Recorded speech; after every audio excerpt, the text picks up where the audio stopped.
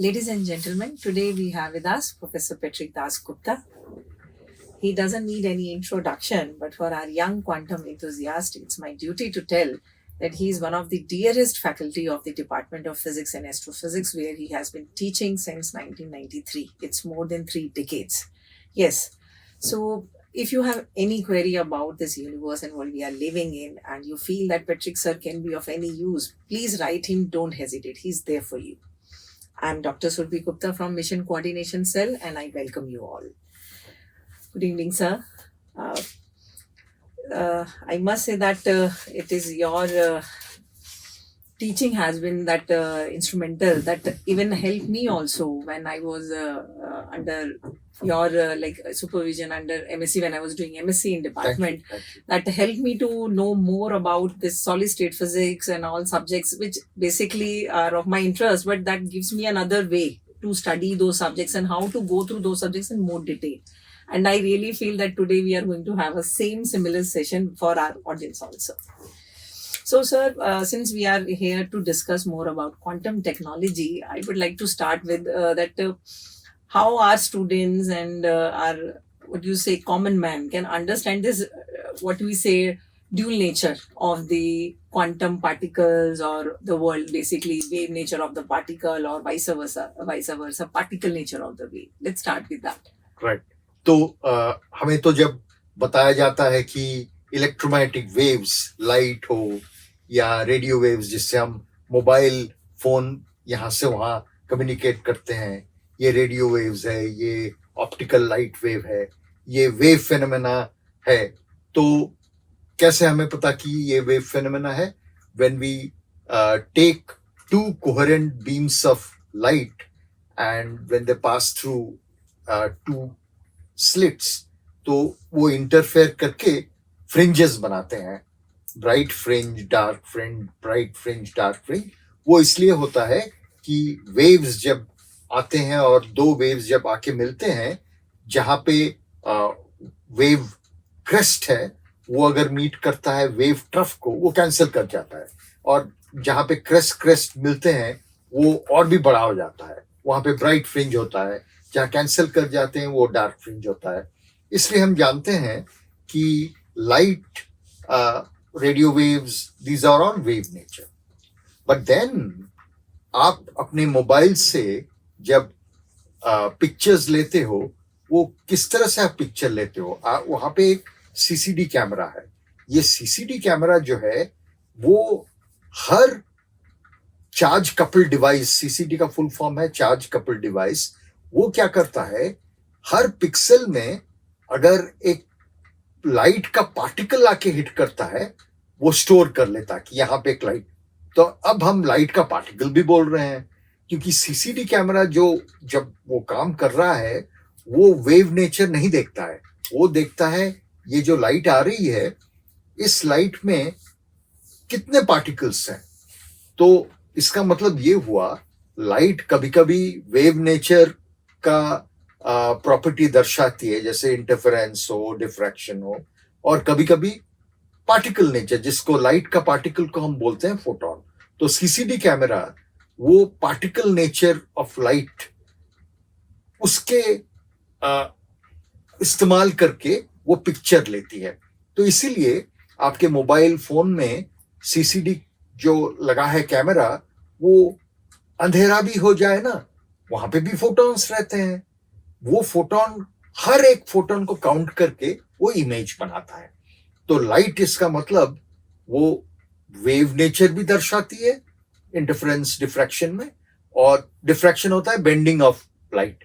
जो बेंड हो रहा है वो डिफ्रैक्शन है, वो सिर्फ वेव ही करता है. और इंटरफेरेंस होके ब्राइट एंड डार्क फ्रिंज जो होता है वो भी सिर्फ वेव करता है. लेकिन सीसीडी कैमरा में तो हम देख रहे हैं डायरेक्टली कि लाइट पार्टिकल नेचर भी दिखा रहा है, क्योंकि हर चार्ज कपल डिवाइस का हर यूनिट, हर पिक्सल वो फोटोन बाय फोटोन काउंट करता है. तो इसलिए हम जो जिंदगी में हम इस्तेमाल कर रहे हैं, चाहे फ्रिंजेस हो या चाहे मोबाइल कैमरा जो सीसीडी में हो, बोथ वेव नेचर और पार्टिकल नेचर हम देखते हैं. अब आप बोलेंगे कि मान लो पार्टिकल्स है, जैसे इलेक्ट्रॉन हो, न्यूट्रॉन हो, या एक बड़ा मॉलिक्यूल ले लीजिए, 60 कार्बन एक साथ, उसको फुलरिन बोलते हैं, C60 फुलरिन। तो ये तो एक बड़ा पार्टिकल है, क्या ये वेव नेचर दिखा सकता है? तो लोगों ने एक्सपेरिमेंट किया है।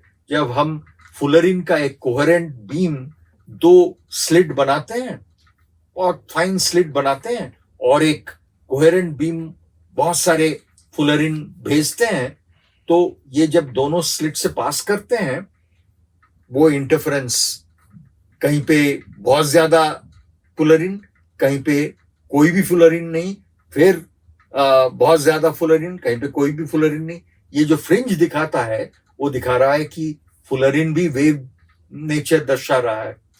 और डी ब्रॉगली करीब 100 साल पहले वो प्रेडिक्ट किया था कि कोई भी पार्टिकल, उसका अगर स्पीड है v, मास है m, तो उसका वेवलेंथ होगा h divided by mv। h हो रहा है प्लैंक कांस्टेंट, वो बहुत छोटा नंबर है। Planck constant divided by mass into speed of the particle, वो होगा वेवलेंथ कोई भी पार्टिकल का। तो इसीलिए हम देख रहे हैं कि फुलरिन हो, इलेक्ट्रॉन हो, प्रोटॉन हो, न्यूट्रॉन हो, इनका आप डी ब्रॉगली वेवलेंथ निकाल सकते हैं, और उसी हिसाब से एक्सपेरिमेंट करके उसका वेव नेचर आप दिखा सकते हैं। तो आप पूछेंगे, भाई ये बॉटल हो या क्रिकेट बॉल हो, ये भी क्या उसका वेव नेचर होता है? हाँ होता है, लेकिन उसका वेवलेंथ आप जब डी ब्रॉगली वेवलेंथ कैलकुलेट करेंगे, Planck's constant divided by mass of a cricket ball, मान लीजिए 50 ग्राम, speed of the cricket ball मान लीजिए 20 मीटर पर सेकेंड, आप जब डालेंगे वो वेवलेंथ इतना टाइनी होगा, क्योंकि प्लैंक कांस्टेंट जो है वो बहुत स्मॉल नंबर है। CGS यूनिट्स में प्लैंक कांस्टेंट है 6 इंटू 10⁻27। तो ये नंबर इतना छोटा होगा, उस हिसाब से स्लिट आप बनाएंगे तो क्रिकेट बॉल खुद का साइज इतना है कि वो तो स्लिट के अंदर जाएगा भी नहीं। तो इसलिए क्रिकेट बॉल, उसका हाँ वेव नेचर है, लेकिन आप कोई एक्सपेरिमेंट डिजाइन नहीं कर सकते हैं ताकि आप देखें कि क्रिकेट बॉल भी वेव जैसा बिहेव करता है। तो बहुत सारे एक्सपेरिमेंट ये सिद्ध कर दिया है, कोई भी पार्टिकल हो, उसका डी ब्रॉगली वेवलेंथ होगा h/mv, m मास पार्टिकल का है और v स्पीड पार्टिकल का है। और लाइट हो या इलेक्ट्रॉन्स हो, ये दोनों प्रॉपर्टी दर्शाते हैं, वेव नेचर भी और पार्टिकल नेचर। ठीक सर। सर आपने अभी यंग डबल स्लिट एक्सपेरिमेंट की बात करी जी, जिसमें हमने फुलरिन का इस्तेमाल किया। इसको लेकर इस एक्सपेरिमेंट को लेकर एक काफी पॉपुलर अंडरस्टैंडिंग है लोगों की कि भी अगर हम इसे सिंगल फोटोन के साथ करें इस एक्सपेरिमेंट को, और उसमें भी क्योंकि जब हम ये बात समझते हैं कि waves interfere with each other, then we got a interference pattern. Yes sir, पर जब एक सिंगल फोटोन जा रहा है तो वो किसके साथ इंटरफेयर करता है? लेकिन उसको लेके भी अब लोगों को समझ में आता है कि wave is the particle is not only a particle, but it's a basically you can say a group of the superposition of the many wave functions. Basically we can assume that कि एक wave function है which is basically a superposition of many wave you can say assume that it has a wave packet. तो हम ये समझते हैं कि वो अपने आप के साथ ही इंटरफेयर करता है। और अगर हम ये डिटेक्ट करने की कोशिश करें कि वो एट अ टाइम किस स्लिट से पास किया, तो बेसिकली हमने डिस्टर्ब किया एक्सपेरिमेंट, और फिर अब वो हमें इंटरफेरेंस नहीं दिखाएगा। या तो आप उसका पार्टिकल नेचर एक बारी में समझ सकते हैं, या फिर आप उसका वेव नेचर समझ सकते हैं।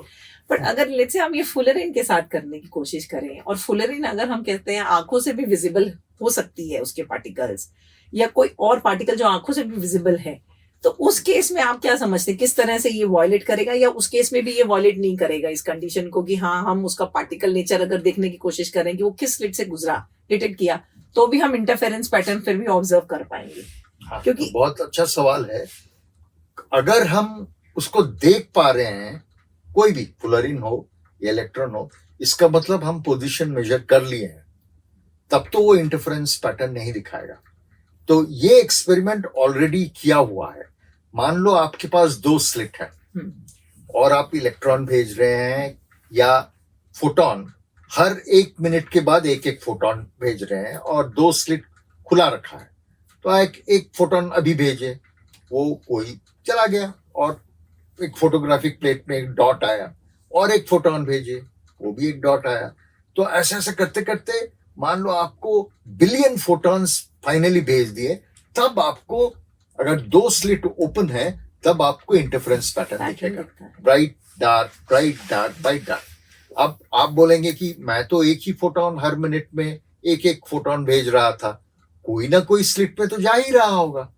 तो आप बोलेंगे कि 2 स्लिट खुला रखने के बजाय मैं पहले एक स्लिट बंद कर दूंगा, एक स्लिट खुला रखूंगा, करूंगा एक्सपेरिमेंट, फिर जो खुला है उसको बंद कर दूंगा, जो बंद है उसको खुला रखूंगा, फिर करूंगा, सेम रिजल्ट आना चाहिए, नहीं आता है। नहीं आता है। अब आपको इंटरफेरेंस पैटर्न बिल्कुल नहीं दिखेगा। इसका मतलब क्या हुआ?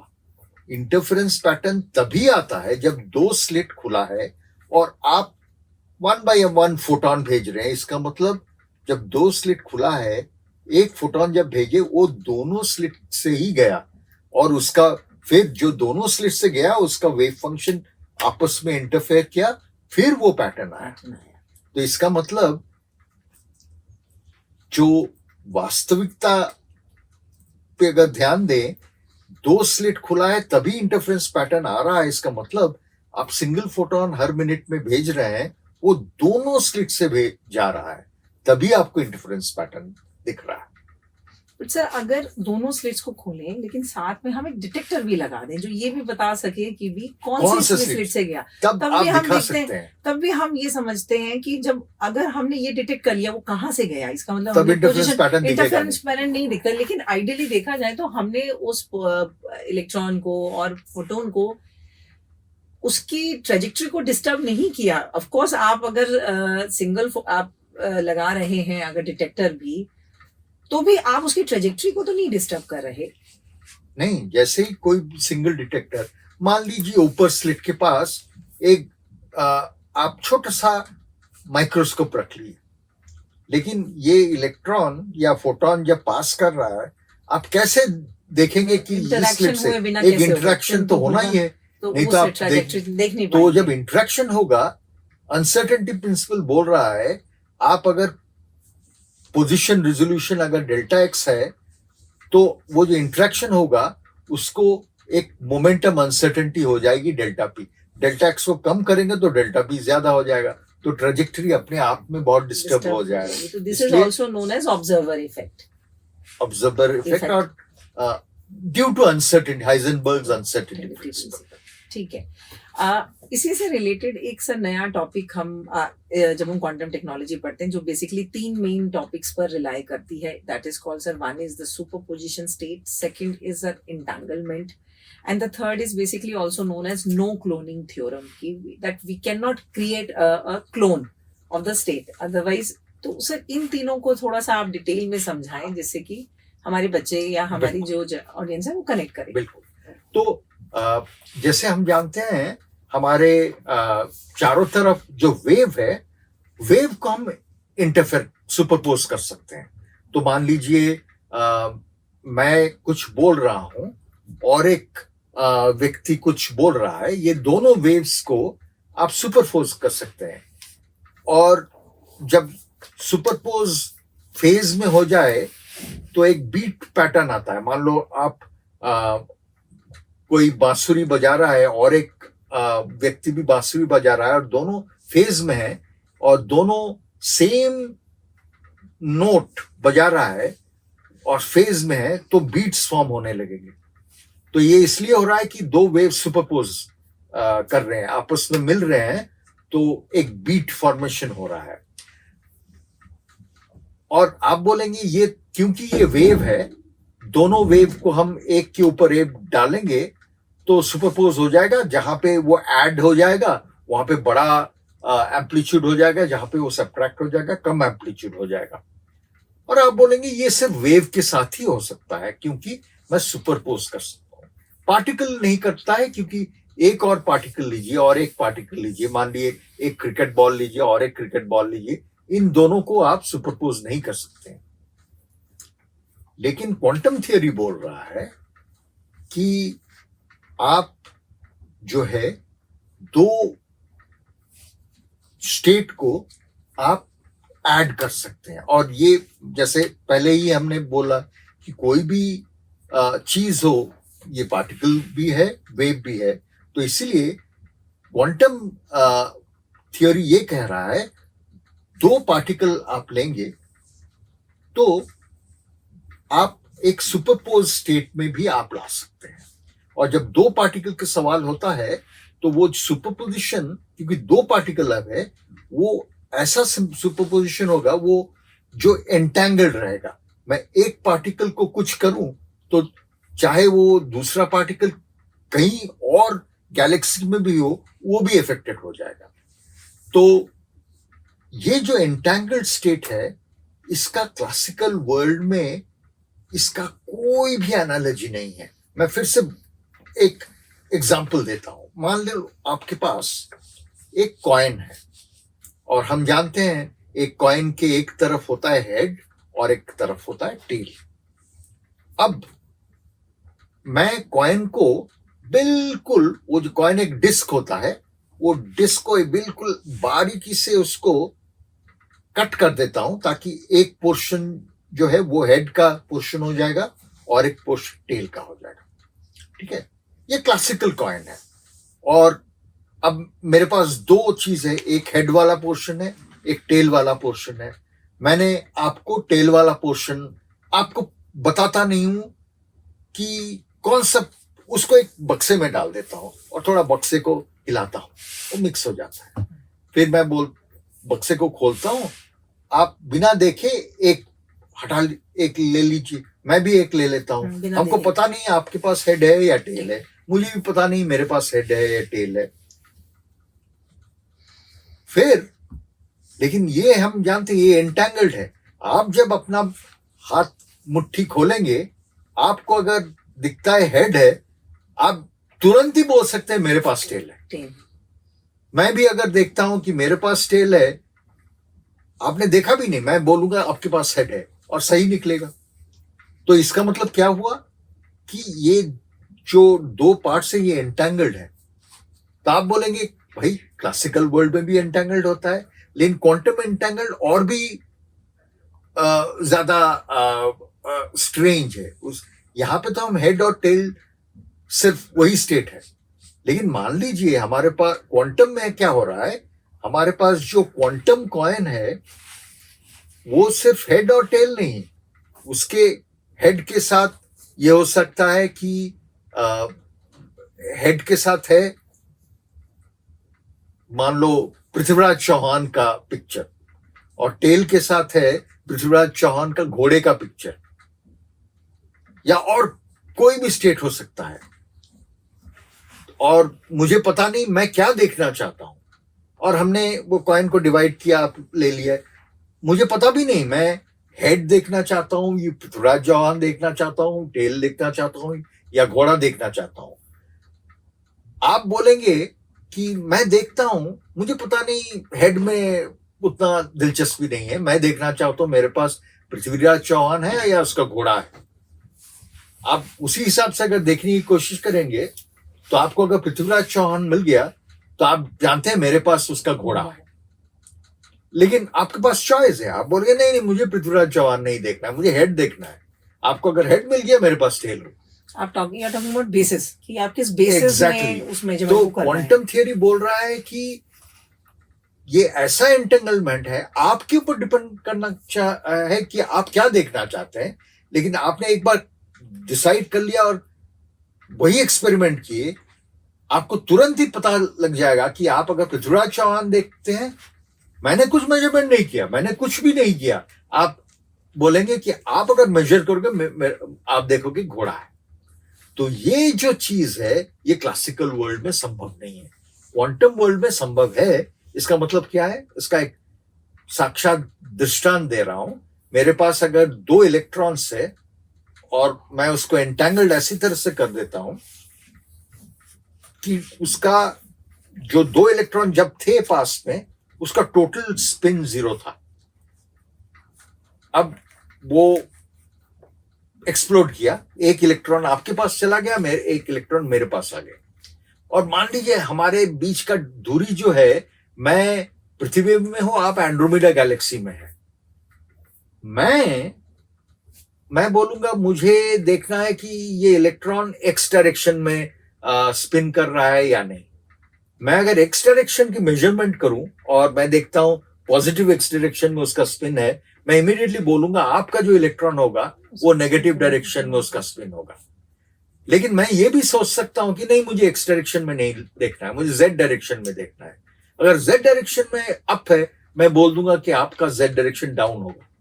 तो ये है एंटेंगलमेंट, जिसका क्लासिकल एनालॉजी नहीं है।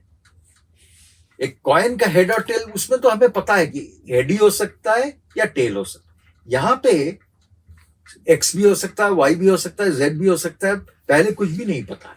ये वाला जो एंटेंगलमेंट है, ये क्लासिकल वर्ल्ड में संभव नहीं है। ये प्योरली क्वांटम मैकेनिकल सिस्टम है, और इसी चीज को लेके क्वांटम कंप्यूटर्स जो आएंगे आने वाले दिन में, यही एंटेंगल्ड स्टेट को लेके क्वांटम कंप्यूटर्स काम करेंगे। इसी से लेके एक कॉन्फ्लिक्ट की बात होती है, आइंस्टाइन वर्सेस कोपेनहेगर कॉन्फ्लिक्ट जो आता है, जिसमें आइंस्टाइन ये कहते हैं कि how come a particle state depends upon the observer conditions. Yes, वो कहते हैं the particle has its own set properties, while the Copenhagen said there is a probability that the state can be of in any state. It depends on how you are measuring. Accordingly, it will fall into that state, and then you have a delta function and all. So इसको लेके थोड़ा सा और समझाइए कि ये किस तरह से एक ही बात है, या ये बहुत दो अलग बातें हैं, आइंस्टाइन सही है गलत है, या किस तरह से इसको समझा जाए, इस तर्क वितर्क को। हाँ, पहले मैं रिजल्ट बता देता हूँ। एक जमाने में ये डिबेट था कि आइंस्टाइन, पोडोल्स्की, रोजन सही थे, या कोपेनहेगन के जो स्टालवर्स थे जैसे नील्स बोर, हाइजेनबर्ग, नील्सबर्ग, हाइजेनबर्ग और पॉली, ये लोग सही थे। आज हम जानते हैं कि आइंस्टाइन, पोडोल्स्की, रोजन गलत थे। हालांकि उनका वर्क बहुत इंपॉर्टेंट था, नहीं तो बहुत कुछ हमें जानकारी नहीं मिलता। तो कोपेनहेगन जो इंटरप्रिटेशन है, वो आज के डेट में वही सिद्ध हो गया। अब डिबेट किस बात का था? डिबेट इसी बात का था कि हमने अभी पहले ही बताया कि जो क्वांटम सिस्टम है, आप अगर एक्सपेरिमेंट करेंगे कि ये वेव की तरह बिहेव कर रहा है, तो वो वेव की तरह मिल जाएगा। आप अगर देखेंगे नहीं, मुझे तो जानना है कि ये कहां पे जाके हिट करके डॉट प्रोड्यूस कर रहा है, तब पार्टिकल नेचर। तो आइंस्टाइन का सवाल था कि एक क्वांटम सिस्टम है, वो तो सिस्टम, उसका तो स्टेट बिल्कुल ऑब्जर्वर डिपेंडेंट नहीं होना चाहिए। वो क्यों डिपेंड करेगा कि मैं क्या देखना चाहता हूं? मैं वेव नेचर देखना चाहता हूं, पार्टिकल नेचर देखना चाहता नेचुरल हूं। इंस्टिंक्ट तो यही कहता है, क्योंकि जो हमारे क्लासिकल वर्ल्ड जो है, जिसमें हम पले बड़े हैं, वहां पे तो सब कुछ पार्टिकल है, वेव है, और उसी हिसाब से वो उसका रंग है, उसी का रंग है, उसी हिसाब से हमारा जो मेंटल पिक्चर उसी हिसाब से बनी है। हमारा इंट्यूशन, क्योंकि हमारे सर्वाइवल के लिए ये सारे इंपॉर्टेंट है। ये अगर टेबल है तो इसके तरफ मुझे जाना नहीं चाहिए, नहीं तो मुझे इंजरी लगेगी। तो हमारे सर्वाइवल के लिए हमारा क्लासिकल वर्ल्ड ने सिखाया है, इसके हिसाब से हमारा पिक्चर बनाया हमने, हमारा इंट्यूशन भी बना है। लेकिन क्वांटम लेवल पे कुछ अलग ही दिख रहा है। तो आइंस्टाइन का जो है, उसका मानना था कि एक रियलिटी होना चाहिए, चाहे मैं उसकी तरफ देखूं या नहीं देखूं। तो उसका एक बहुत बड़ा आइंस्टाइन बहुत डीप रूटेड जगह पे जाते थे, डीप रूटेड सवाल करते थे। तो वो बोलते थे कोपेनहेगन वालों को कि मैं अगर मून के तरफ ना देखूं, इसका मतलब ये तो नहीं कि मून नहीं है। मैं चाहूं तो मैं खिड़की खोल के देखूंगा, मून शाइन कर रहा है। लेकिन मैं अगर डिसाइड करता हूं कि नहीं देखूं, तो मैं नहीं देख पाऊंगा, लेकिन मून तो फिर भी चली जाएगी। चारों तरफ, अर्थ के चारों तरफ वो जाती अपना काम रहेगी। करेंगे, फंक्शनिंग होती है। तो कोपेनहेगन की उल्टा राय था। तो कोपेनहेगन वाले बोले कि नहीं, आप जो एक्सपेरिमेंट करोगे, एक कोई भी क्वांटम एंटिटी का प्रॉपर्टी खुद का कोई इंट्रिंसिक प्रॉपर्टी नहीं है एक्सेप्ट समथिंग, स्पिन, मास, वो इंट्रिंसिक प्रॉपर्टी। लेकिन कहाँ पे है, उसका वेवलेंथ कितना है, मोमेंटम कितना है, ये इंट्रिंसिक प्रॉपर्टी नहीं है। वो डिपेंड करता है आप क्या मेजर करना चाहते हैं। और जब मेजर करेंगे तो देखेंगे विद सम प्रोबेबिलिटी इसका ये पोजीशन है, विद सम प्रोबेबिलिटी इसका ये मोमेंटम है, विद सम प्रोबेबिलिटी इसका ये वेवलेंथ है। तो प्रोबेबिलिटी आपको देगा और क्या प्रॉपर्टी देख रहे हैं उसी हिसाब से आपको मिलेगा आउटकम। तो आप बोलेंगे अगर ये सच है, आइंस्टाइन के सवाल का उत्तर हम कैसे देंगे? तो इसका भी आंसर कोपेनहेगन इंटरप्रिटेशन देता है। जो मून है, चंद्रमा है, उसके अंदर तो 10⁻26 एटम्स है, 10⁻30 एटम्स है। मून तो बहुत बड़ा है। हर एटम का रैंडम बिहेवियर है। लेकिन आपको अगर देखना है कि मून यहाँ पे नहीं है, यहाँ पे है, इसका 10⁻30 atoms must go there together, इसका प्रोबेबिलिटी कितना होगा? तो आप जब मल्टीप्लाई करेंगे वो 0 प्रोबेबिलिटी हो जाएगा। इसलिए क्योंकि मून में 10⁻30 एटम्स हैं, आप चाहेंगे नहीं मून यहां नहीं होना चाहिए, यहां होना चाहिए। What is the probability that all 10⁻30 atoms यहां ना होके वहां पे रहेंगे? तो हर प्रोबेबिलिटी को मल्टीप्लाई करना पड़ेगा। जैसे हम स्कूल में सीखते हैं कि अगर प्रोबेबिलिटी एक कॉइन का हेड हाफ है और एक कॉइन का भी हेड हाफ है, तो what is the probability I get 2 heads? It's half into half, और भी कम हो जाता है, 1/4। Similarly, 10⁻30 all atoms instead of here or there, तो 1/2, let's say अगर हाफ भी है तो हाफ into half है, is the half power to the the power 10⁻36 वो कितना हो जाएगा? नेग्लिजिबल है। सर यहाँ से एक सवाल उठता है, आप ही ने भी कहा हम सब हमेशा अपने क्लासिकल वर्ल्ड से एनालॉजी लेते हैं।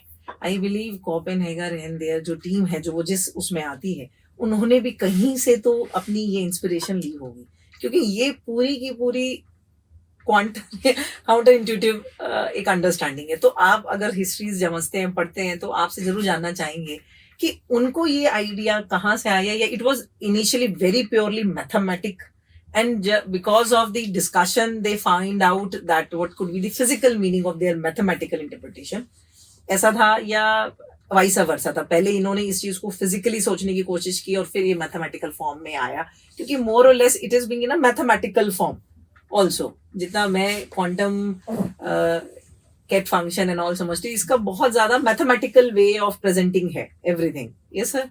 तो नहीं, इसकी देखिए, क्वांटम थियोरी करीब 20 साल से उसका अंडरस्टैंडिंग हो रहा था। Actually it all started with Einstein. Einstein ने जो फोटो इलेक्ट्रिसिटी जब हुआ, आइंस्टाइन ही जो था उसने कहा कि लाइट जो है वो पार्टिकल की तरह है। 1905 फाइनली क्वांटम मैकेनिक्स कब एस्टैब्लिश हो गया? बाय 1926 टू 1930 तक बस इतने साल लगे to finally have a proper theory. तो ये जो 20 साल 25 साल का जो पीरियड है, लोग समझने की कोशिश कर रहे हैं कि भाई हम तो जानते हैं रेडियो वेव्स का जो हम कम्युनिकेशन कर रहे हैं, एक जो वॉर के टाइम, सेकंड वर्ल्ड के वॉर के टाइम, फर्स्ट वर्ल्ड के टाइम कम्युनिकेट, तब तो वेव जैसा जा रहा है। फिर लेकिन फोटो इलेक्ट्रिक इफेक्ट में लाइट फोटोन पार्टिकल की तरह, तो बहुत कंफ्यूजन थी पहले 20 साल। तो एक कंफ्यूजन जब होता है, कुछ माइंड जो है वो सोचने लगते हैं कि क्या हो सकता है, जो क्लासिकल वर्ल्ड है हम अप्लाई कर सकते हैं क्या? तो पायनियरिंग जो लोग थे, जो बहुत अलग तरह से सोचने की रखते थे, वो है Niels Bohr, Heisenberg, Dirac poly, ये जो कोपेनहेगन वाले लोग थे, वो उसीलिए इन लोगों को हम मानते हैं कि इनका जो आइंस्टाइन, श्रोडिंगर, ये जीनियस सभी हैं, लेकिन आइंस्टाइन, श्रोडिंगर वो जो क्लासिकल रियलिटी है उसका प्रोपोनेंट थे। और ये लोग जो हम फिलॉसफी में अगर बोलेंगे तो इनका जो दर्शन था, जो फिलॉसफी था, वो लॉजिकल पॉजिटिविज्म के पास वाला फिलॉसफी था। तो ये सब चीज एक्सपेरिमेंट्स को हम कैसे इंटरप्रेट करेंगे उससे आया, नॉट फ्रॉम मैथमेटिक्स। देखिए, हाइजेनबर्ग अपना मैट्रिक्स मैकेनिक्स जब फॉर्मुलेट किया, हालांकि मैट्रिक्स मैकेनिक्स मैथमेटिकल है, लेकिन वो क्यों फॉर्म किया? वो जानना चाह रहा था एनर्जी लेवल्स, हाइड्रोजन जैसे एटम्स का एनर्जी लेवल डिस्क्रीट क्यों है। तो पूरा जो क्वांटम मैकेनिक्स है वो एक्सपेरिमेंटल फाइंडिंग को हम कैसे अंडरस्टैंड करेंगे, उसीलिए वो क्वांटम थियोरी, वो एक्सपेरिमेंट ही हमें बताता है कि जो हमारा पुरानी अंडरस्टैंडिंग है उसको हमें फेंकना पड़ेगा। तो वो एक्सपेरिमेंट्स हैं, सिर्फ मैथमेटिक्स और थियोरी के लिए नहीं है।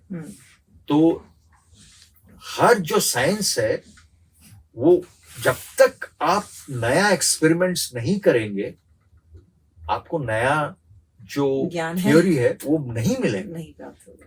हर साइंस, चाहे बायोलॉजी हो, केमिस्ट्री हो, फिजिक्स हो, जियोलॉजी हो, एटमॉस्फेरिक साइंस हो, कोई भी साइंस में experiment, it's the ultimate God. Coming to your own research interest, for our audience, please also explain how quantum technology has been crucial in gravitational wave measurements using laser interferometry. Correct. So, gravitational wave is so weak that when it comes and is incident on the laser interferometric gravitational wave detectors called LIGO, the 4-kilometer arm length when gravitational wave comes is incident. The change in the length is a fraction of proton size. Okay. Proton, उसका size है 10⁻⁻15 metre. तो एक gravitational wave आ रहा है और ये 4 LIGO जो gravitational wave detector है, इसकी 2 आर्म है, हर आर्म का लेंथ है 4 किलोमीटर। और एक ग्रेविटेशनल वेव जब आएगा, 4 kilometre wavelength will change as 4 kilometer plus a fraction of 10⁻⁻15 metre. अब इतना कम जो डिस्प्लेसमेंट हो रहा है, आप उसको मेजर कैसे करेंगे? तो ये जो मेजरमेंट टेक्निक है, it is based on fringe shift. जो 2 आर्म लेंथ है, लेजर लाइट का एक बीम स्प्लिटर से एक बीम जाता है और एक बीम, वो बीम स्प्लिटर बीम को स्प्लिट कर देता है, एक आर्म में जाता है और एक आर्म में जाता है, फिर वो इंटरफेयर करते हैं। वो इंटरफेरेंस से फ्रिंज बनते हैं। और जो फ्रिंज शिफ्ट होता है, even a tiny displacement will cause the fringe to shift. तो इसका मतलब क्या हुआ कि मैं अगर ग्रेविटेशनल वेव मेजर करना चाहता हूं, मैं बारीक फ्रिंज शिफ्ट को मुझे देखना है। तब जहाँ रुकूं, शिफ्ट हम जब देखते हैं तो या तो हमने पाथ के, उसके लाइट के पाथ में कुछ इंट्रोड्यूस किया हो, दूसरा मटेरियल इंट्रोड्यूस किया हो, या पूरा सिस्टम किसी दूसरे मीडियम में जाता हो, तब फ्रिंज विड्थ हम समझते हैं कि चेंज होती है, फ्रिंज शिफ्ट होता है। तो जब ये ग्रेविटेशनल वेव आती है तो ये किस तरह से जो ऑलरेडी आपकी लेजर जा रही थी उसके पाथ को ये डिस्टर्ब कैसे करती है कि फ्रिंज में शिफ्ट आता है? बहुत बहुत बढ़िया सवाल है। तो पहले तो मान लो ग्रेविटेशनल वेव नहीं है, तो बीम स्प्लिटर पे लेजर बीम आया और स्प्लिट हो गया, फिर 2 आर्म में जाके वो फिर रिफ्लेक्ट होके कंबाइन हुए, तब इंटरफेरेंस होगा। और फ्रिंज बनेंगे। हाँ जी सर। तो आप क्या करेंगे, आपका जो डिटेक्टर है, फोटो डायोड डिटेक्टर, आप उसको डार्क फ्रिंज में रखेंगे। तो आपका जो फोटो डायोड है और कोई भी वेव नहीं है, वो डार्क स्पॉट में दिख रहा है, मतलब फोटो डायोड कुछ भी नहीं देख रहा है। हालांकि ये भी कुछ भी नहीं है, वैक्यूम का भी अपना नॉइज है, फोटोन नॉइज, जिसको शॉर्ट नॉइज बोलते हैं। तो उस स्टेट में है। अब ऐसा क्या ग्रेविटेशनल वेव करता है कि फ्रिंज शिफ्ट होता है? क्या होता है, ग्रेविटेशनल वेव जो है वो Einstein general theory of relativity ने प्रेडिक्ट किया है। और ये ग्रेविटेशनल वेव एक चेंजिंग ज्योमेट्री है, वो स्पेस टाइम ज्योमेट्री को चेंज करता हुआ आ रहा है। ज्योमेट्री जब चेंज हो रहा है, लेंथ भी चेंज होगा। ओके। तो जब ग्रेविटेशनल वेव इंसिडेंट होगी, एक आर्म बड़ा हो जाएगा तो दूसरा आर्म छोटा हो जाएगा, तो नेचुरली फ्रिंज शिफ्ट हो जाएगी। तो वही फ्रिंज शिफ्ट को ग्रेविटेशनल वेव डिटेक्टर के जो एक्सपेरिमेंटलिस्ट है, वो फ्रिंज शिफ्ट को मेजर करते हैं। लेकिन फ्रिंज शिफ्ट भी डार्क स्पॉट में था, थोड़ा ब्राइटनेस आ गया, तो वो टाइनी ब्राइटनेस को आप डिटेक्ट करते हैं और बोलते हैं हाँ, अब ये ग्रेविटेशनल वेव का सिग्नल है। लेकिन मैंने जैसे कहा कि आप डार्क स्पॉट में भले हैं, और ये भी सही है कि एक्सटर्नल लेजर फोटोन नहीं है क्योंकि तो डार्क स्पॉट है, लेकिन वैक्यूम का भी अपना फ्लक्चुएशन है, वो भी वर्चुअल फोटॉन्स पैदा कर रहा है। वो एक नॉइज है, उसको हम शॉर्ट नॉइज बोलते हैं। तो शॉर्ट नॉइज है, शॉर्ट नॉइज बोल रहा है कि जो ग्रेविटेशनल वेव एम्पलीट्यूड है थोड़ा बड़ा होगा तभी हम शॉर्ट नॉइज के ऊपर देख सकते हैं, नहीं तो देख नहीं पाए। Signal to noise ratio should be high, higher than noise level. Correct. तो signal to noise ratio should be high, that means signal must be much bigger than the short noise. तो ये एक बहुत बड़ा बैरियर है। अब ये barrier को क्या हम इंप्रूव कर सकते हैं? तो उसमें जो है ये क्वांटम टेक्नोलॉजी बहुत इंपॉर्टेंट रोल प्ले करता है, क्योंकि एक स्टेट होता है जिसको बोलते हैं स्क्वीज स्टेट। लेजर ही है, लेकिन लेजर में, लेजर तो एक लाइट का एक क्वांटम स्टेट है। लेजर लाइट जो है वो एक क्वांटम स्टेट में है लाइट, और क्योंकि ये क्वांटम स्टेट है, जैसे पार्टिकल के लिए क्वांटम मैकेनिक्स कह रहा है, हाइजेनबर्ग अनसर्टेनिटी प्रिंसिपल की पोजीशन अनसर्टेनिटी का डेल्टा एक्स है, momentum uncertainty helps to be greater than h divided by 4 pi into delta x. तो वेव के लिए भी एक अनसर्टेनिटी है। आपका एक वेव अगर है तो उसका phase uncertainty multiplied by number of particles in that wave, वो uncertainty has to be greater than 1। अब लेजर लाइट ऐसा एक क्वांटम लाइट है जिसमें जो फेज अनसर्टेनिटी है, फेज अनसर्टेनिटी इज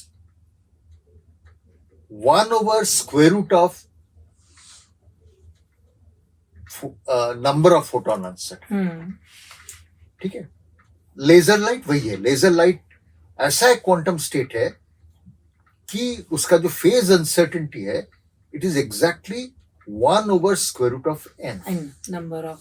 इसी को लेकर भी सर एक दुविधा में मैं रहती हूँ। आजकल एक नया मैंने टर्मिनोलॉजी भी पढ़ी है, हम जरूर अपनी इस बात पर आएंगे, classical light and quantum light, how this two are different. मुझे लगता है हमारी ऑडियंस को भी ये जरूर परेशानी आती होगी।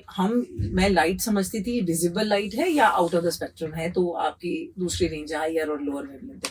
ये क्लासिकल लाइट और क्वांटम लाइट का क्या बेसिकली डिस्टिंक्शन है सर? तो क्लासिकल लाइट जो हम बोलते हैं, जैसे एक जो सूरज से जो लाइट आ रहा है, वो उसके जो फोटॉन्स हैं आपस में उनका फेज रिलेशन बिल्कुल नहीं है, नहीं है। क्योंकि वो थर्मल लाइट है, आपस में कोई भी फेज रिलेशन नहीं है। तो टेक्निकली हम इसको बोलेंगे it is non quantum light. आप टर्म्स में मत जाइए, सिंपल चीज यही है कि जो सूरज से जो लाइट आ रही है उसकी फोटॉन्स में आपस में कोई भी फेज रिलेशन नहीं। इवन हमारी जो नॉर्मल हम घर में जो आजकल नॉर्मल में LED लगा रहे हैं, इन सब में भी नहीं होता। इनमें भी नहीं होता। लेकिन जो लेजर होता है, लेजर ऐसा एक लाइट है जो भी फोटॉन्स आ रहे हैं उनमें परफेक्ट कोहेरेंस है। इसीलिए आप लेजर लाइट को दो सोर्स की जरूरत नहीं है। आप अगर लेजर लाइट को दो स्लिट है उसमें से पास कर दीजिए, इंटरफेरेंस पैटर्न दिखता है कि पूरा जो लेजर लाइट हर फोटोन तो आपस में फेज रिलेशन उनमें है। उसी कंडीशन के बाद ही तो वो प्रोड्यूस होती हैं, क्योंकि वो फेज मैच वो करता है, तभी तो स्टिमुलेटेड होता है। स्टिमुलेटेड अगर वो इमिशन जो है स्पॉन्टेनियस होता तो वो नहीं होता नहीं फेज होता। में, स्टिमुलेटेड है इसीलिए तो वो फेज में। तो इन चीजों को हम बोलते हैं क्वांटम लाइट। हालांकि हर चीज क्वांटम है, लेकिन इसीलिए मैंने आपसे पूछने की तो कोशिश इसलिए की हमको टर्म्स में नहीं जाना चाहिए। जो ऑप्टिक्स है, ऑप्टिक्स में हम ज्यादातर जो फोटॉन्स लेते हैं उनमें फेज कोरिलेशन की तरफ नहीं ध्यान जाता। जो क्वांटम ऑप्टिक्स है, क्वांटम ऑप्टिक्स में हम उसी लाइट सोर्स में काम करते हैं जहां पे आपस में फोटॉन्स में फेज रिलेशन बहुत अच्छा है। बहुत अच्छा, इसीलिए ये टर्मिनोलॉजी ठीक है। अब लेजर का जो लाइट है, क्योंकि फेज रिलेशन बहुत अच्छा है, लेकिन फिर भी आप अनसर्टेनिटी इन द फेज तो रहेगा ही रहेगा। और अनसर्टेनिटी इन द फेज जो है वो रफली 1/√* ऑफ नंबर ऑफ फोटॉन्स है। नंबर ऑफ फोटॉन्स ज्यादा होने से अनसर्टेनिटी भी कम है। तो वही उसी हिसाब से, क्योंकि अनसर्टेनिटी इन द फेज बहुत कम है, इसलिए थोड़ा भी लेंथ चेंज हो जाएगा तो हम फ्रिंज को मेजर कर पाएंगे। लेकिन इसमें एक प्रॉब्लम है। प्रॉब्लम ये है कि नंबर ऑफ फोटॉन एन को आप अगर ज्यादा करना चाहेंगे ताकि अनसर्टेनिटी द फेज कम हो, तो लेजर का पावर आपको ज्यादा चाहिए होगा। क्योंकि N number of photons is रफली proportional to the power of the laser. आप लेजर को पावर को बढ़ाएंगे तो लेजर ये मिरर को गर्म करने ज्यादा लगेगा। The mirrors will get heated up और उनका रैंडम फोटॉन्स आने लगेंगे और पूरा एक्सपेरिमेंटल नॉइज और भी बढ़ जाएगा।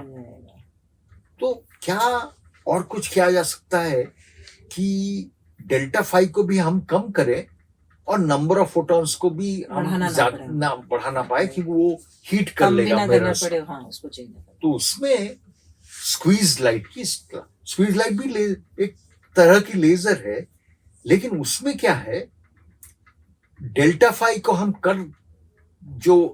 डेल्टा फाई को कम कर रहे हैं, and delta phi is not 1/√* of n नहीं है, क्योंकि हम स्क्वीज लाइट यूज कर रहे हैं।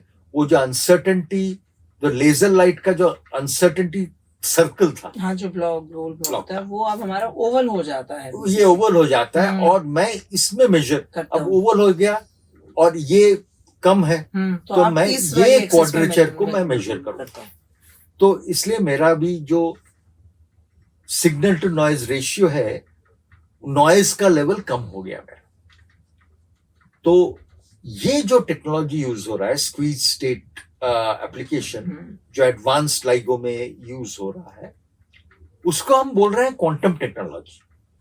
Because you are producing squeezed laser using non linear crystals, जहां पे quantum effects are much more dominant. तो इसलिए, और because it's subject of quantum optics, तो इसलिए हम बोल रहे हैं कि एडवांस लाइगो में one is using the quantum technology by using squeeze states of light, ताकि हमारा जो अनसर्टेनिटी इन द फेस कम हो जाए, ताकि सिग्नल टू नॉइज रेशियो बहुत अच्छा मिले। Okay, and how we are using the entanglement and the other two, the superpositions, क्योंकि जितना मैं समझती हूँ, सुपरनोवा, ब्लैक होल्स और कॉस्मिक एक्सेलरेटर्स जो मेजरमेंट्स की हम बात करते हैं, तो यही तीन मेन प्रिंसिपल्स हम बेसिकली इन तीन बेसिक इफेक्ट्स को यूज करते हैं। स्क्वीज लाइट हो गया, entanglement. How entanglement is being crucial. Like Entanglement is crucial, not directly in this application, लेकिन आप जब क्वांटम कंप्यूटर्स बनाएंगे तो पहले हम क्लासिकल कंप्यूटर्स पे आते हैं. क्लासिकल कंप्यूटर्स में हम क्या करते हैं कि हम बिट यूज करते हैं. तो बिट का सिर्फ दो ही स्टेट होता है, स्टेट 1, स्टेट 0. फिर हम बहुत सारे बिट्स यूज करते हैं और बाइनरी मैथमेटिकल सिस्टम करते हैं. कोई भी नंबर हम बाइनरी में 1 और 0 से लिख सकते हैं. जैसे 0 0 हो गया, 1 1 हो गया, 2 हो गया, 1 + 1 1 0, 2 है 1 0, 3 है 1 1. ऐसा हो जाता है. तो कोई भी नंबर को हम 0 और 1 से रिप्रेजेंट कर सकते हैं बाइनरी सिस्टम. और क्योंकि हमारा computer uses the digits 0 and 1, digital electronics, जो एक आपका ट्रांजिस्टर का एक स्टेट थ्रेशोल्ड से ऊपर है वो 1 है, थ्रेशोल्ड से नीचे है 0 है, और combination of many transistors will give U A classical computer. और उसी से हम चेंज करते हैं स्टेट और ऑपरेशंस लॉजिकल ऑपरेशन होता है. अब क्वांटम कंप्यूटर में आज क्वांटम कंप्यूटर बोलेगा कि भाई I can superpose state 1 and state 0. So I can have a superposition state 1 plus state of 0. अब ये तो एक क्यूबिट हो गया. एक qubit, Q is standing for quantum. क्योंकि पहले बिट होता था, अब मैं 0 और 1 स्टेट को सुपरपोज करके लिख सकता हूँ, क्योंकि I am using now wave principle. दो वेव्स को सुपरपोज कर सकता हूँ क्योंकि quantum states can be superpose. 0 और 1 का मैं सुपरपोज करके एक जनरल स्टेट बनाऊंगा, A1 0 प्लस B1 1. एक क्यूबिट हो गया. लेकिन जब मैं रीड करूंगा, ये 0 है या 1 है, मैं जब रीड करूंगा तो या तो मुझे 0 मिलेगा या 1 मिलेगा. 0 मिलेगा A1 mod स्क्वायर प्रोबेबिलिटी से और 1 मिलेगा B1 mod स्क्वायर प्रोबेबिलिटी से. ये तो कोपेनहेगन इंटरप्रिटेशन बोल ही रहा है. तो जब मैं रीड आउट करूंगा, मैं एज ए क्यूबिट में रीड आउट नहीं करूंगा, मैं या तो 0 रीड आउट करूंगा या 1 रीड आउट करूंगा, बट विथ प्रोबेबिलिटी. तो ये लेकिन एंटेंगल स्टेट नहीं है. अब मैं और एक बिट को लाया और एक क्यूबिट. अब दो क्यूबिट है, एक A1 0 प्लस B1 1 और एक है A2 0 प्लस B2 1. अब दोनों को जब इंटरेक्ट करूंगा एक एंटेंगल्ड स्टेट आएगा. वो एंटेंगल्ड स्टेट आ जाएगा ऐसा कि it will be C 0 0 plus D 1 1. ये एक एंटेंगल्ड स्टेट है. इसका मतलब क्या हुआ, क्यों हम बोल रहे हैं ये एंटेंगल्ड स्टेट है? क्योंकि अब मेरे पास दो क्यूबिट है और उसका स्टेट है C. ये आप 0 की वो 0 होगा तो वो भी 0 होगा, ये 1 होगा तो ये 1 होगा. 0 1 1 0 सुपरपोजिशन स्टेट्स नहीं होंगे. अब सुपर नहीं, ये दोनों सुपरपोज है. ये 0 0 और 1 1 का सुपरपोजिशन हो गया. लेकिन ये इसलिए एंटेंगल्ड है कि दो क्यूबिट मैं जब रीड आउट करूंगा, मैं एक क्यूबिट का अगर रीड आउट करूंगा, वो अगर 0 है, दूसरा क्यूबिट 0 होना ही है, क्योंकि स्टेट है C 0 0 प्लस D 1 1. अगर 1 मिला तो दूसरे का भी 1. तो ये एंटेंगल्ड है कि इसका स्टेट और उसका स्टेट इंडिपेंडेंट नहीं है. अब और भी आप डाल दीजिए क्यूबिट, तो अब एक बहुत बड़ा एंटेंगल्ड स्टेट क्यूबिट का होगा. बहुत सारे क्यूबिट्स का एंटेंगल्ड स्टेट होगा. अब आप बोलेंगे इसकी फायदा क्या है? फायदा ये है कि हर प्रोसेस में ऑपरेशन हो रही है, और ये मान लो एक 0 1 0 0 प्लस 1 0 0 एक बहुत बड़ा एंटेंगल्ड है. हाँ, तो अब मैं पैरेलली रन कर सकूंगा. ये एक सिस्टम एक प्रोग्राम को रन कर रहा है, ये और एक सिस्टम और एक प्रोग्राम को रन कर रहा है, उसी सेम स्ट्रिंग पर, और पैरेलली हम क्या कर सकते हैं, अलग अलग पैरेलल कंप्यूटेशन कर रहे हैं. तो वन बाय वन जो सीक्वेंसिंग में हाँ। टाइम जो कंज्यूम होता है वो टाइम हम क्या कर सकते हैं, अपना बचा सकेंगे. बेसिकली बिल्कुल. That is the threat also sir. अगर हम बात करें कि डेटा इंक्रिप्शन की जो बात की जाती है वो भी यही है कि पैरेलल रनिंग की वजह से quantum computers can basically decrypt the are जो अभी जो प्रेजेंट हमारा जो क्रिप्शन कोड है, इंक्रिप्शन. हाँ, क्योंकि they can run many different programs. और वो देखिए कौन सा कोड है, कौन सा, इतने सारे अगर है, एक ना एक ब्रांच निकाल ही लेगा. तो that danger is there. But वो भी you now rely on quantum encryption. अब अगर मेरा की जो है दैट इटसेल्फ इज एंटेंगल्ड, तो नहीं बता पाएगा. यही आप सर. हाँ, that So is therefore, basically when you have quantum computers, you will also have quantum. की डिस्ट्रीब्यूशन आल्सो होगा जिसमें सर Also. दैट बेसिकली की is being generated by quantum, And that's why it will be well protected. Well protected.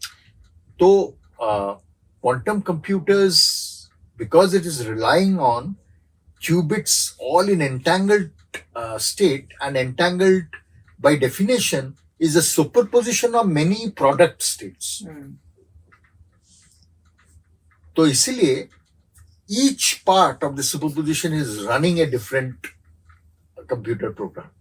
तो parallelly वो चल रहे हैं. And that's the reason why people who are into artificial intelligence and quantum computers, आजकल AI तो बहुत common हो गया है. Yes, sir. AI is now doing very complicated work like proving Euclidean theorems, doing music composition, doing artwork, बहुत कुछ कर रहा है. अब क्वांटम कंप्यूटर्स विद एआई जब हो जाएगा, जो फ्यूचर आने वाली दुनिया है वो बहुत ही अलग हो जाएगा. जैसे उदाहरण के स्वरूप, हम लोग जब छोटे थे इंटरनेट तो नहीं था. हमारा वर्ल्ड थोड़ा हार्ड था. जैसे हमें अगर टिकट रिजर्व करवानी है, हमें जाना पड़ता था स्टेशन, बड़े बड़े क्यू में खड़े होके बहुत 1.5 घंटे 2 घंटे के बाद हम रिजर्व कर पाते थे. लाइब्रेरी में हम जब रिसर्च कर रहे थे, हम लाइब्रेरी जाते थे, ढूंढते थे रेफरेंस. एक छोटा रेफरेंस के लिए 3-4 घंटा निकल जाता था. आजकल सब फिंगर टिप पे है. तो इंटरनेट आके बहुत कुछ चेंज कर दिया. आजकल रेफरेंस सर्च वगैरह बहुत ही आसान हो गया. तो अब एआई प्लस क्वांटम कंप्यूटर जब होगा, वर्ल्ड का जो नक्शा होगा वो कैसा होगा अभी प्रेडिक्ट करना भी मुश्किल है.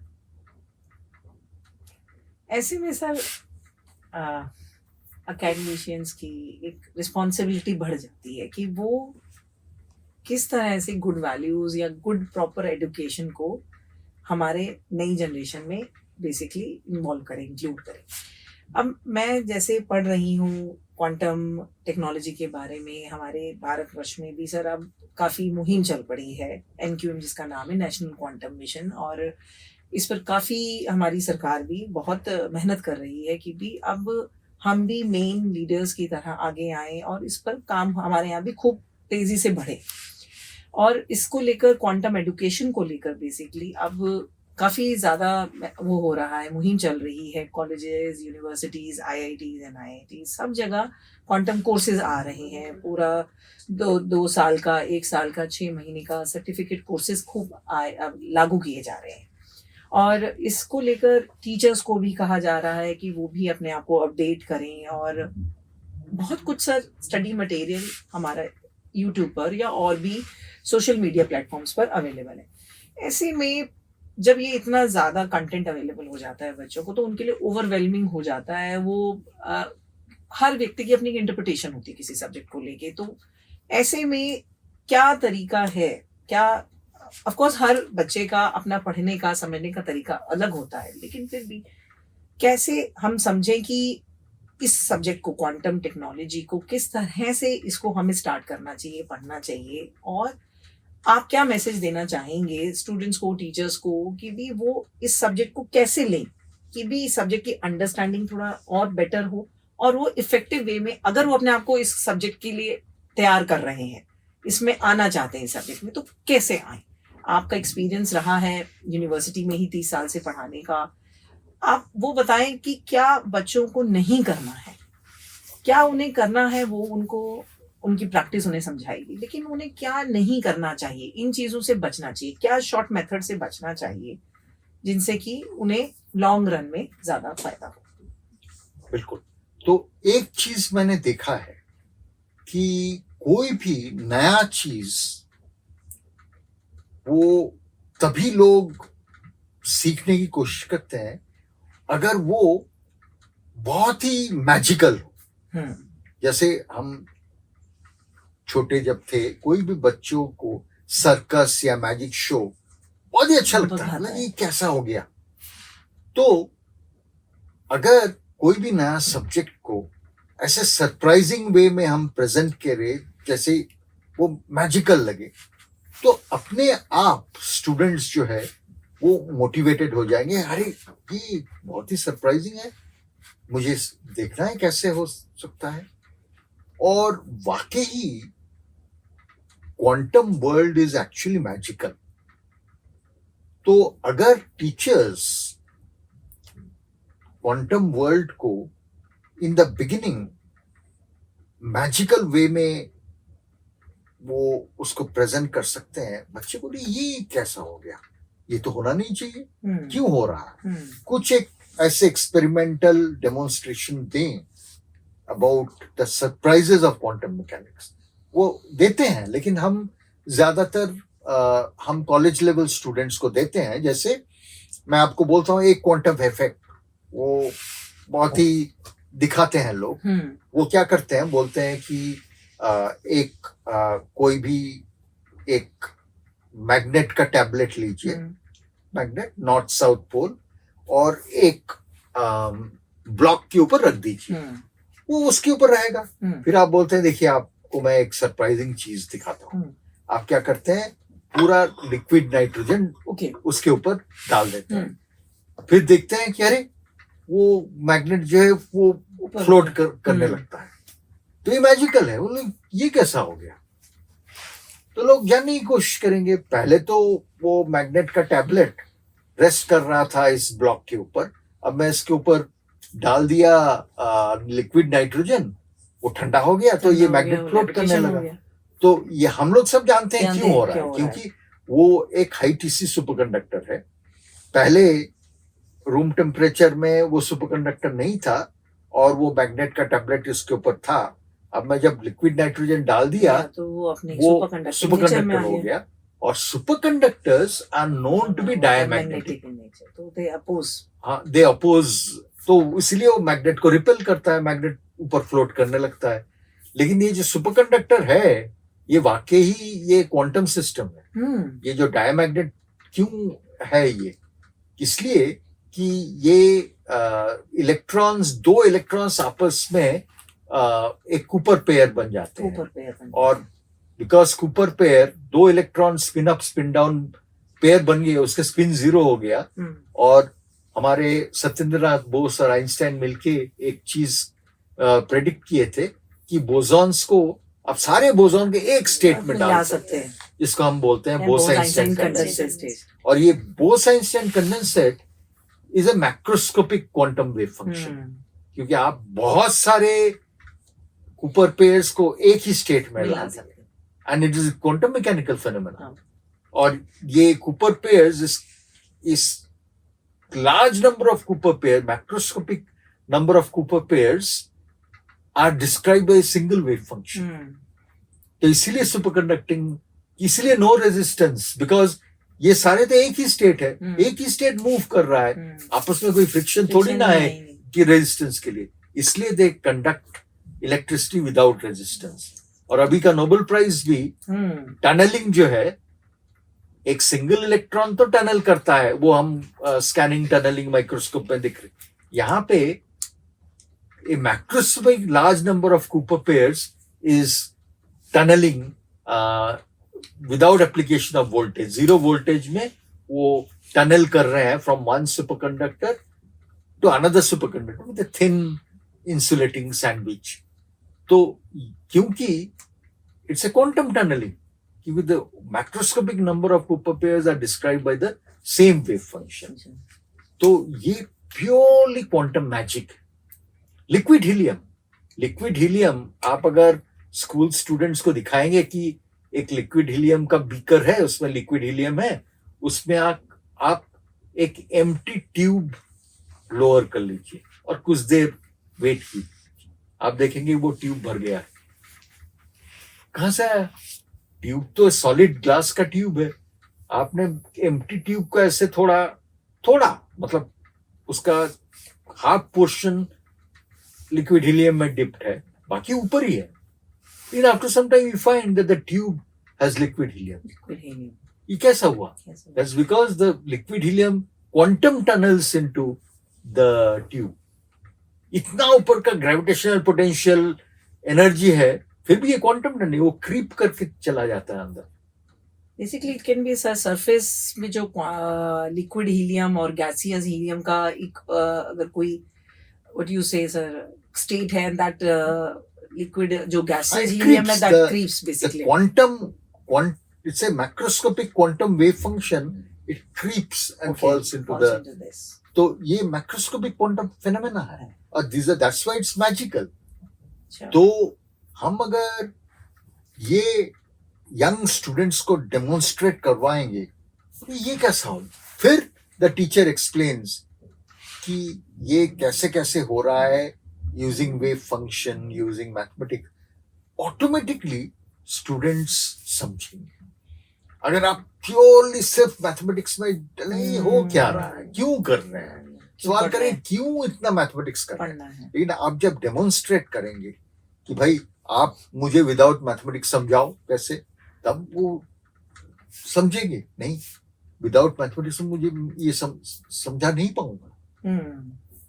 तो ये आपको मोटिवेट करना पड़ेगा बाय यूजिंग सरप्राइजिंग एक्सपेरिमेंट्स. तो सरप्राइजिंग एक्सपेरिमेंट जब आप दिखाएंगे, ऑटोमेटिकली स्टूडेंट्स को पता लग जाएगा नहीं नहीं ये बहुत मैजिकल है, ये मैं. और एक चीज जो स्टूडेंट्स को शायद नहीं करना चाहिए, खास करके आजकल in the age of chat GPT, वो है कि they should not rely on AI driven platforms. उसमें क्या होगा, वो खुद से सोचेंगे नहीं. अब देखिए, एक सवाल आजकल बहुत लोग डिबेट कर रहे हैं. एआई आजकल कोई भी मैनुअल टास्क कर ले रहा है. तो कंपनी बोलेंगे कि मैं इस अकाउंटेंट को क्यों रखूं, ये अकाउंटेंट का काम है, ये तो एआई कर ले रहा है. और हमारे चाहे 200 एम्प्लॉइज ना इस कंपनी में हो, वो सारे एआई सबका अकाउंटिंग कर लेगा, तो मैं क्यों 4-5 अकाउंटेंट्स को रखूं. इसका मतलब क्या हुआ कि हमें अगर रेलेवेंट, अपने आप को रेलेवेंट बनाए रखना है, हमें ऐसा कुछ करना है जो एआई न करे. इसका मतलब क्या हुआ है, हमारा खुद का जो इंडिपेंडेंट थिंकिंग हमें डेवलप करना है and not rely on AI. तब तो हम अगर एआई के ऊपर रिलाई करेंगे, हमारा खुद का जो थिंकिंग एबिलिटी हम खो देंगे. तो तभी तो कहते हैं technology is a two way sword. Exactly. But to keep us relevant so that we get employment, we have to learn how to do independent thinking. वो ह्यूमनाइज करने की जरूरत है, whether it's a experimental thought process and everything. Sir, इसी को लेके एक सवाल और है मेरा. हम एजुकेशन इम्पार्ट कर रहे हैं, सब समझा रहे हैं, लेकिन उसके बावजूद भी हमारे इंडिया में उतनी, आप कह सकते हैं, उतने प्रोडक्ट्स नहीं बन पाते हैं, या हम अभी भी स्ट्रीमलाइन नहीं है, मतलब हम फोर फ्रंट पे नहीं है कि हम क्वांटम टेक्नोलॉजी की ही बात करें कि उसमें जो डिवाइसेस आते हैं या जो उसमें डिटेक्टर्स आते हैं, हम अपने यहाँ खुद इंडिजीनियस डेवलप कर रहे हैं. तो इसको लेके आपका क्या मानना है कि इसके पीछे क्या हम गलत कर रहे हैं कि हमारे अपने स्टूडेंट्स या हमारे अपने लोग इस डायरेक्शन में ज्यादा नहीं सोचते हैं, पढ़ते हैं और उसके बाद फिर वो रह जाता है, भूल जाते हैं उसको। टेक्नोलॉजी ट्रांसफर में क्यों नहीं आ पाते? उसके लिए क्या होना चाहिए ताकि एक्चुअली रियलिस्टिकली मतलब इसको इस्तेमाल किया जा सके, जितने हम एफर्ट्स लगाते हैं हमारे यहाँ देखिए, मैं इंस्टीट्यूट्स की समझता हूँ, टीचर मेरा जो अंडरस्टैंडिंग है वो ये है कि हमारे देश में कुछ कुछ सेंटर्स को छोड़ के वैसा इंफ्रास्ट्रक्चर नहीं है जहाँ पे हम अपना नॉलेज को अप्लाई करके गैजेट्स डिवाइसेस बनाएं। जैसे मान लीजिए मैं अपने ही दिल्ली यूनिवर्सिटी की बात करूं, मैं अगर कुछ सुपर कंडक्टिंग डिवाइस बनाना चाहूंगा, मैं अपने डिपार्टमेंट में नहीं बना सकूंगा क्योंकि लिक्विड हीलियम प्लांट अब हमारे डिपार्टमेंट में नहीं है, एक जमाने में हुआ करता था। और विदाउट लिक्विड हीलियम मैं सुपर कंडक्टिंग डिवाइस कैसे बनाऊं? मुझे पता भी नहीं लगा ये सुपर कंडक्टर है या नहीं without proper cryogenics facility provided to me. तो हमारे देश में कुछ कुछ एक्सेप्शनल सेंटर्स हैं जैसे TIFR, IISc, IITs, RRI, इनको छोड़ के इंफ्रास्ट्रक्चर्स नहीं है to translate your creative thinking into actual products. क्योंकि प्रोडक्ट्स बनाने में आपको you have to use the free will of human beings. आपको material इकट्ठा करना है, you have to design, there has to be a good workshop where precision tools are there, proper precise lathes, milling machine. क्योंकि ये बनाने actual high precision gadgets की जरूरत है और उसके लिए पैसे लगते हैं। And that is the reason traditionally हमारे नॉर्मल यूनिवर्सिटीज और कॉलेजेस में ऐसे इंफ्रास्ट्रक्चर नहीं। तो अगर हम कहेंगे कि लार्ज स्केल बनाए, वो हो नहीं सकेगा। लेकिन but fortunately we have IITs, we have IISc, we have TIFR, जहाँ पे ये इंफ्रास्ट्रक्चर है और ये हो सकता है।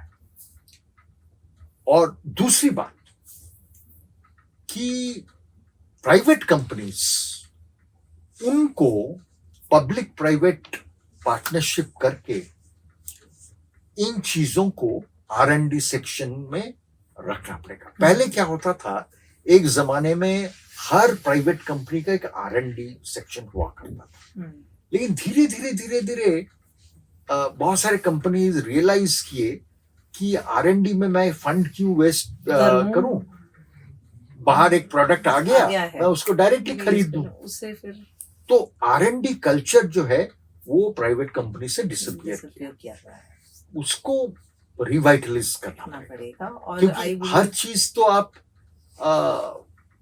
Government run centres like IITs, हम उतनी हाई डिपेंडेंसी हम नहीं दिखा सकते गवर्नमेंट सेक्टर। तो एक पब्लिक प्राइवेट पार्टनरशिप करके R&D सेक्शन को मजबूत करना पड़ेगा in private companies, and they should also provide facility for students for internship, for project work. let them work for the company during that internship period. Company को भी फायदा होगा, but companies must also create proper facilities for them. तो जैसे एक जमाने में 1965 onward, BITS Pilani had that foresight.